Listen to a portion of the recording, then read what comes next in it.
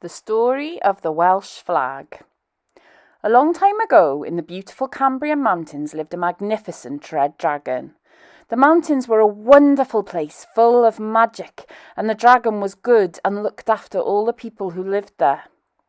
One day, while the dragon was hibernating for the winter, a white dragon flew into the mountains and tried to take over the red dragon's home. The white dragon was not good, but ferocious and cold, and the people were frightened. The white dragon felt that he owned the place, but the red dragon loved his home and was determined to protect it, whatever the cost. The red dragon challenged the white dragon, and they began to fight with all their strength and ferocity.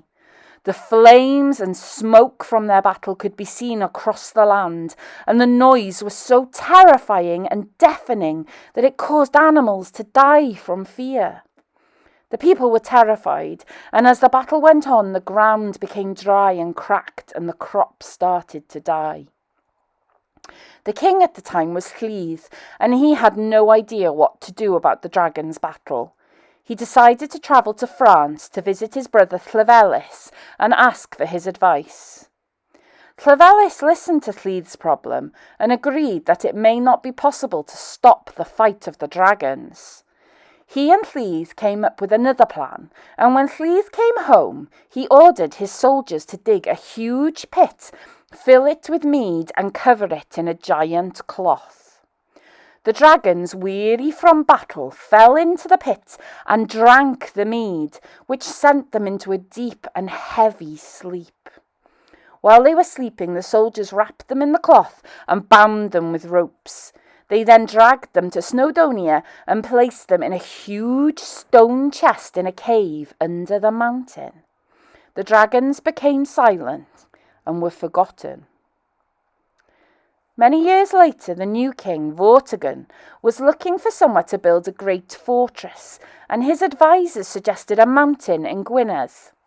Vortigern thought it was a great place and set his stonemasons to work, but something very mysterious happened.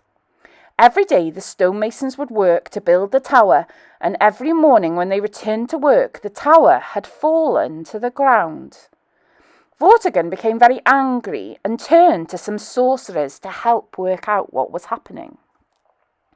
They told Vortigern that he needed to find a special child to sacrifice on the ground, with a human mother and a father from another world. Vortigern's soldiers travelled a long way to find the promised child, until they found a boy in Carmarthen. His name was Mryddin Emrys, and he would grow up to become the great wizard Merlin. Merlin was wise and clever, and he knew exactly why the tower was falling down every night. He told Vortigern to send his soldiers down underneath the mountain.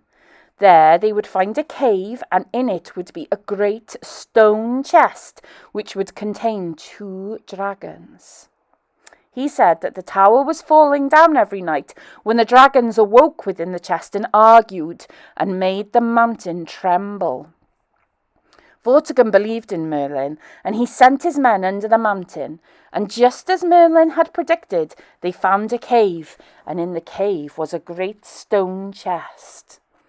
When they lifted back the lid, 2 huge dragons flew out and soared to resume their fight as if no time had passed at all. They fought and they fought until it seemed that the red dragon was very near to death. Then, by some miracle, he soared into the air and he killed the white dragon with his tail. The red dragon was finally victorious and flew away back to the Cambrian mountains to live his life in peace. The place where the fortress was built was called Dinas Emrys, to remember the great boy sorcerer who helped Vortigern and became Merlin.